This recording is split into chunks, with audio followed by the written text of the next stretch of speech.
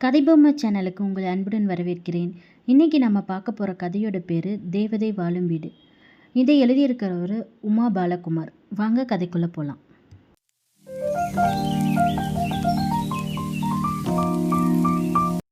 ஜன்னல் அருகே நின்றிருந்த அந்த உயர்ந்த உருவத்தைக் கண்டு சிலையாய் உறைந்து நின்றாள் பவித்ரா. சிறுத்தையின் லாவகத்துடன் வெல்கம் டு மை நெஸ்ட் என்றபடி மெதுவாக பிரணேஷ் முன்னால் வந்தான். இந்த நேரத்தில் இவன் எப்படி இங்கே வந்தான் என்ற கேள்விக்கு விடை தெரியாதபடி வசியம் செய்யப்பட்ட மான் போல இமைக்காமல் விழிகளுடன் அவள் நின்றிருந்த போது அருகில் வந்து நின்றான் அவன். புருவங்களை நெறித்தபடி, என்ன ஆச்சரியமா இருக்கா, இவன் எப்படி இவ்வளோ காலையில் இங்கே வந்தான்னு? நேற்று ரத்னா அங்கிள் எங்கள் வீட்டில் தான் டின்னர் சாப்பிட்டுக்கிட்டு இருந்தார். கிளம்பும் போதே எல்லாம் என்கிட்ட சொல்லிட்டு தான் போனார். நீ இன்னைக்கு கிளம்புறதா சொன்னப்பவே நான் யோகிச்சிட்டேன்.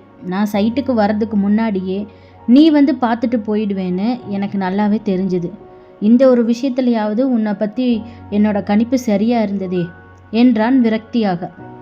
பவி ஒன்றுமே கூறாமல் அவனையே வெறித்தாள். அவன் விழிகளுக்குள் காயப்பட்ட வலியும் இழக்கப் போகிற அலைப்புறுதலும் ஒரு கணம் தோன்றி மறைந்தன.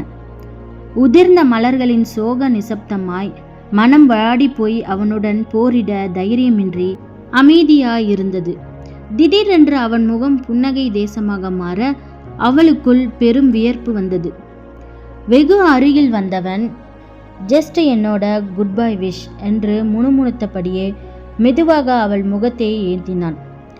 இதழ்களில் அழுத்தமாய் தன் முத்திரையை பதித்த போது நதியின் வேக சூழலில் சிக்கியது போல் பவிக்குள் ஒரு படபடப்பு. அந்த நிமிடம் மனதிற்கு பிடித்தவனிடம் தோற்று போவது கூட ஒரு சுகமாய் தோன்றியது. மறுகணமே இன்றே இருந்துவிட மாட்டோமா என்ற ஏக்கம் உடல் முழுவதும் பரவியது. ஆனால் வாழ்க்கையில் நிஜம் பளிச்சென்று முகத்தில் அரைந்தது. வேகமாக தன்னை விடுவித்து கொண்டு ஓடிய போது வலிய ஆரம்பித்தது கண்ணீர் துளிகள். எப்படி படிகளில் இறங்கி வந்தாள் என்றே புரியாமல் ஓடிச்சென்று ஆட்டோவில் அமர்ந்து ஒரு நெடுமூச்சுடன் நிமிர்ந்தாள். மேலே கம்பீரமாய் நின்றிருந்த பிரணேஷை கண்டதும் இதயத்தில் ஒரு விதமான குளிர் பரவியது. உன்னை விட்டு விலகிச் சென்றால் நான் இழக்க என்னிடம் ஏதாவது மிச்சப்படுகிறதா என்ன, என் இனிமையான வாழ்க்கையை தவிர என்ற சங்ககால தலைவியின் வரிகள் கண்முன்னே தோன்றின. என்னப்பா, பஸ் ஸ்டாப்புக்கு தானே? ஆட்டோ டிரைவர் கேட்க பதிலே வராமல் தொண்டை அடைத்து இருந்தார். என்றபடி பின்புறம் சாய்ந்தபோது தொலைந்து போன இதயத்தை திருப்பி கேட்காமலே தான் செல்வது புரிந்தது.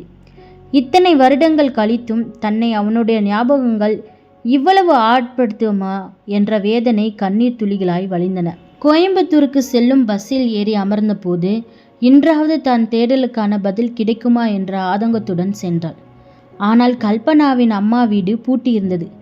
ஆட்டோவை காத்திருக்க வைத்துவிட்டு பக்கத்து வீட்டுக்கு போய் விசாரித்து வருவதாக அழைப்பு மணியை அழுத்தினாள். கதவை திறந்த பெண்ணை பார்த்ததும் பெரும் ஆச்சரியம் வந்தது பவிக்கு. அவளுடைய காலேஜில் படித்த வேணி அங்கு நின்றிருந்தாள். நீங்கள் என்னோட ஃப்ரெண்டு பவிதா தானே? கல்பனா இல்லையே என்றாள் ஆச்சரியத்துடன். ஆமாம் என்று தலையசைத்தபடி புன்னகைத்த பவி அவள் கைகளை பற்றி அணைத்தாள். எவ்வளவு நாளாச்சு பவி உன்னை பார்த்து, எப்படி இருக்க, கல்யாணம் ஆயிடுச்சா? படபடவென்ற கேள்விகளை அடுக்கினாள் வேணி.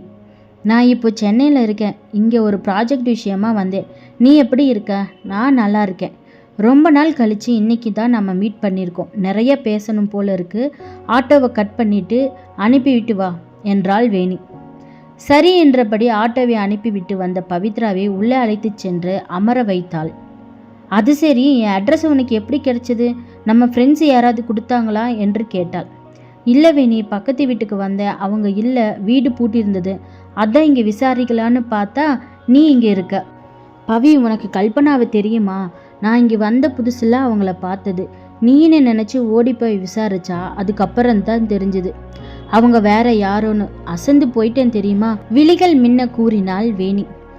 அதை பற்றி விசாரிக்கத்தான் போன மாதமே வந்தேன். ஆனால் அவங்க அம்மா எதுவுமே பேசாமல் மறுத்துட்டாங்க. கல்பனாவை பற்றி பேசினாலே கோவப்படுறாங்க.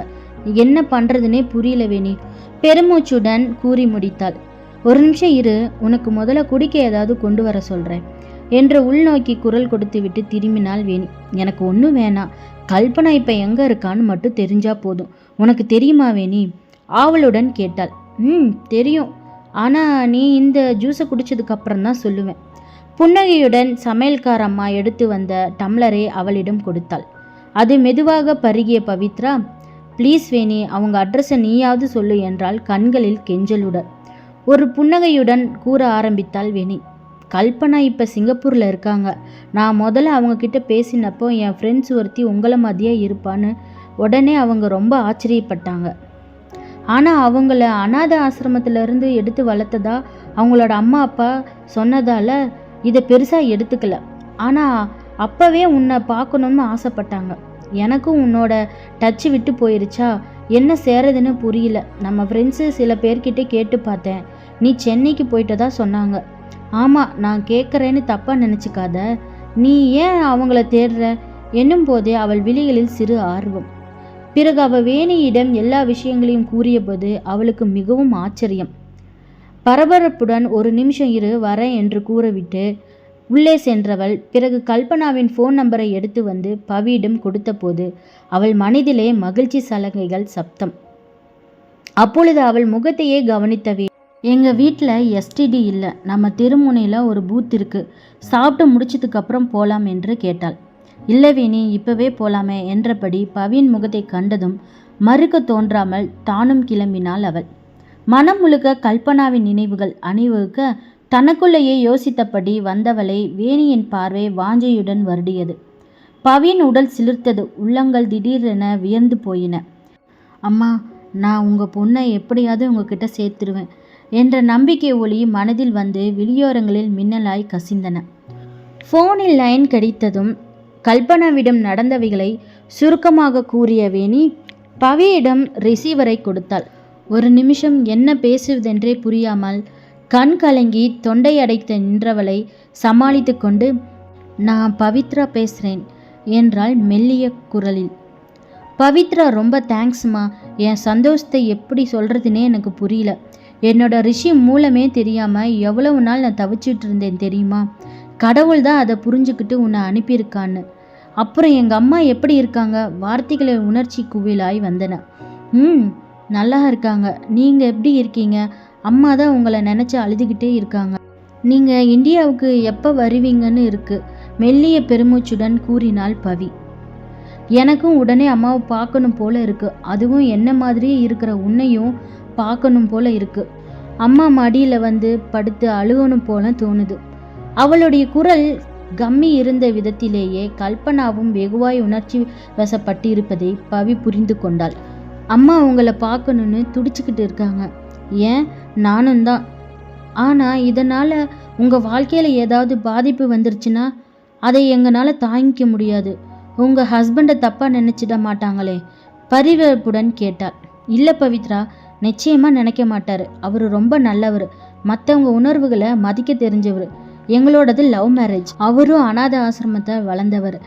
அந்த வெளி ஏக்கமும் அவருக்கும் புரியும். எங்கள் 2 பேரோட அம்மாவும் அப்பாவும் கிடைச்சதா எந்த சூழ்நிலையும் அவங்கள ஏற்றுக்க தயாராக தான் 2 பேருமே இருக்கும்.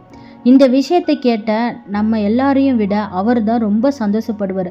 அதனால நீ பயப்பட வேணாம் பவித்ரா, எந்த பிரச்சனையும் வராது. அவள் முடித்த போது முகம் தெரியாத அந்த மனிதரை நினைத்தால் மனதில் பெருமை வந்தது. பவி கல்பனாவிடம், நான் இப்போது கிளம்பி ராத்திரியே சென்னைக்கு போயிடுவேன். நாளைக்கு காலையில் அம்மா உங்களோட பேசுவாங்க, சரியா என்றவள் குரலில் கசிந்த ஆர்வத்துடன். இல்லை, நைட்டு எவ்வளவு நேரமானாலும் நான் காத்துக்கிட்டு இருக்கேன். நீ அம்மாவை பேச சொல்ல முடியாதா பவித்ரா? அவள் குரலில் தெரிந்த தவிப்பும் அழுகையும் பவியை மிகவும் பாதிப்பதாய் வெளிகளில் கண்ணீர் மொட்டுகள் அரும்ப செய்தத. சரி, நான் போய் சேரவே எப்படியும் 10 மணி ஆயிடும். உங்கள் டைமுக்கு 1 மணிக்குள்ளே எப்படியாவது ட்ரை பண்ணுறேன் உறுதியுடன் கூறியவள் அவளுடைய கணவர் கணேஷையும் விசாரித்துவிட்டு வைத்தாள். வேணியுடன் திரும்பி வரும் பொழுது மனம் லேசாக உணர்ந்தாள். வேணியை பார்க்கும்போது தெய்வம் மனுஷ ரூபம் என்ற வரிகள் ஞாபகம் வந்தன. எல்லா செயல்களுக்கும் ஏதோ ஒரு காரணம் இருப்பது போல் தோன்றியது. தன் அம்மாவிடம் இதை கூறினால் அவர் எப்படி மகிழ்வார் என்ற கற்பனையில் சுகமாய் மிதக்க ஆரம்பித்தது மனது. கோவை எக்ஸ்பிரஸில் பயணித்த போது மனம் அதைவிட வேகமாக பறந்தது. ஸ்டேஷனில் இருந்து ஆட்டோவில் கிளம்பி சென்று வீட்டு வாசலில் இறங்கிய பவித்ராவை குழலி சிறிதும் எதிர்பார்க்கவில்லை. பாசத்தில் விழிகள் கசிய அவளை வரவேற்ற போது பெட்டியை உள்ளே வைத்தாள். பிறகு அம்மா உடனே என் கூட வாங்க என்று அதே ஆட்டோவில் எஸ்டடி பூத்துக்கு அவரை அழைத்து சென்றாள். எதுவும் கூறாமல் வந்தவளிடம் எங்க அழைச்சிட்டு போற பவி என்றாள் குழலி யோசனையுடன். பேசாம என் கூட வரணும், உங்களுக்கு ஒரு இனிய அதிர்ச்சி காத்திருக்கு என்றபடி எஸ்டிடி எண்களை அழுத்தியவள் முதல் ரிங்கிலேயே ரிசீவர் எடுக்கப்பட்டதை உணர்ந்தாள். உடனே கல்பனாவின் குரல் பெரும் தவிப்புடன் ஹலோ அம்மா என்றபோது, அக்கா நான் பவி, ஒரு நிமிஷம் இருங்க, இப்போ அம்மா பேசுவாங்க என்றபடி குழலியிடம் கொடுத்தாள். உறைந்து நின்றிருந்த அவளுக்கு ஒன்றுமே புரியாமல் முதலில் கண்ணீர் துளிகள் சரம் கோர்த்து இறங்கின. பிறகு தன்னை சுதாரித்து கொண்டாலும் தவறவிட்ட ஒரு பொக்கிஷம் கிடைத்து விட்டது போல் உணர்ந்தாள். அவளை உடனே பார்த்து உரசி முகர்ந்து அணைத்து மகிழ வேண்டும் போல் ஒரு உணர்வு. கல்பனா கம்மிய குரலில் அவள் பேச ஆரம்பிக்க இருவருக்கிடையேயும் மௌனம் விசும்பல்களும் வார்த்தைகளும் உணர்வுகளின் விஸ்வரூபமாக ஆட்சி செய்தன. பிறகு பவியிடம் கூறிய கணேஷ் எப்படியாவது 2 மாசம் கழிச்சு லீவ் எடுத்துட்டு இந்தியா வருவதாக கூறினார். கண்ணீருடன் வந்த குழலி வீட்டுக்கு நுழைந்தவுடன் பவி என்று ஒரு விம்பலுடன் அவளை அணைத்து கொண்டாள். அன்றிரவு இரு குடும்பங்களும் ஒரு விதமான மகிழ்ச்சியின் நிலையில் இருந்தன. புதையல்கள் கிடைத்தது போல் ஒரு பரவசமும் பிரிவின் சோகமும் மனதை நிறைத்துவிட குழலி தன் துயரங்களால் எல்லா கண்ணீரையும் கரைத்து கொண்டிருந்தார். இப்படி இரு மகள்களை பெற என்ன தவம் செய்துவிட்டேன் என்று அவள் நெகிழ்ந்து உருகினாள். அப்போது கல்பனாவும் தன் ஏக்கங்களையும் சோகங்களையும் இன்று தன்னை விட்டு அவை நீங்கி போனதையும் கணேஷிடம் பகிர்ந்து கொண்டிருந்தாள். அன்றிலிருந்து தினமும் ஒரு சில நிமிடங்களாவது இருவரும் பேசிக்கொள்வது வழக்கமானது. அதன் பிறகு தினமும் சென்னை அலுவலகத்திற்கு செல்ல ஆரம்பித்த பவியின் மனதில் ஒரு தெளிவு வந்திருந்தது. இந்த வாரம் பவியுடன் பேசிய கல்பனா, எனக்கு இப்போதான் புதுசாக ஒரு பயம் வந்திருக்கு பவி. என்னை வளர்த்த அம்மா அப்பா கிட்ட இந்த விஷயத்தை பற்றி எப்படி சொல்கிறதுனே தெரியல, கஷ்டமாக இருக்கு. அவங்க இதை எப்படி எடுத்துப்பாங்கன்னு வேற புரியல என்றாள் வருத்தத்துடன். அக்கா, பாசத்துக்கு மட்டும்தான் ஊற்று மாதிரி அல்ல குறையாம சுரக்கிற வித்த தெரியும். நீங்கள் மாமாவை கல்யாணம் பண்ணிக்கிட்ட உடனே அப்பா அம்மா மேலே உள்ள பாசம் என்ன குறைஞ்சா போயிடுச்சு? அந்த மாதிரி தான் இதுவும். நீங்கள் அவங்களுக்கு புரிய வைக்கணும். எப்போவுமே மனசில் ஒருத்தவங்களுக்கு தனி இடம் இருக்கும், அதை இன்னொருத்தால் எப்போவுமே அடைய முடியாதது தான் உண்மை. அவங்களுக்கு புரிகிற மாதிரி அதை சொல்லுங்கள். அவங்க உங்கள் லைஃப்பில் எவ்வளவு முக்கியம் அப்படிங்கிறத அவங்களுக்கு உணர வச்சிட்டிங்கனாவே அதுக்கப்புறம் எந்த பிரச்சனையும் இருக்காது என்றாள் பவி. சரி பிரவி, தேங்க்ஸ். நான் ரொம்ப குழம்பி பேசிகிட்டு இருந்தேன். நீ சொன்னபடி முயற்சி செஞ்சு பார்க்குறேன். பிறகு வந்த நாட்களில் பவியின் மனம் முழுவதும் பிரணேஷ் தன் நினைவுகளை ஆழ பதிந்திருந்தான். அவன் வார்த்தைகள் கசையடே உள்ளத்தில் வடுக்களை ஏற்படுத்தி இருக்க மென்மையான மனம்தான் அதிகம் காயப்படுத்தும். ஆனால் அவன் கல்பனாவை பார்த்து தானென்று நினைத்து கோவப்பட்டிருக்கிறான். அப்படியென்றால் அவன் காதலியின் வலிமை எவ்வளவு ஆழம் என்று புரிந்து இதயம் கசிந்தது. மனம் அவனுக்காக பரிதவித்தது. தினமும் அலுவலகத்துக்கு சென்றாலும் உள்ளே ஒரு வெற்றிடம் உருவாகியது. பிரணேஷை கண்டதும் ஃபீனிக்ஸ் பறவையாய் உரித்தெழுந்த காதல் உணர்வுகளை இதயத்தில் கசக்கி பிழிந்தன. தன் ஆசைகள் நிறைவேறப் போவதில்லை என்று தெரிந்தும் அவன் ஞாபகங்களும் நேசங்களும் நெஞ்சம் முழுவதும் பரவியிருந்தன. காதல் கூட்டிற்குள் மூச்சு விட முடியாமல் தவித்து திணறி போயிருந்தாள் பவி. பவி சொன்ன மாதிரியே கல்பனா அவங்க அம்மாவையும் அப்பாவையும் கன்வின்ஸ் பண்ணிடுவாங்களா, அதுக்கப்புறம் பிரணேஷை பார்ப்பாங்களா, ஒன்று சேருவாங்களா அப்படிங்கிறத அடுத்த கதையில் தெரிஞ்சுக்கலாம். இந்த கதை உங்களுக்கு பிடிச்சிருந்துச்சுன்னா லைக், ஷேர், கமெண்ட், சப்ஸ்கிரைப் பண்ணிடுங்க. நன்றி, வணக்கம்.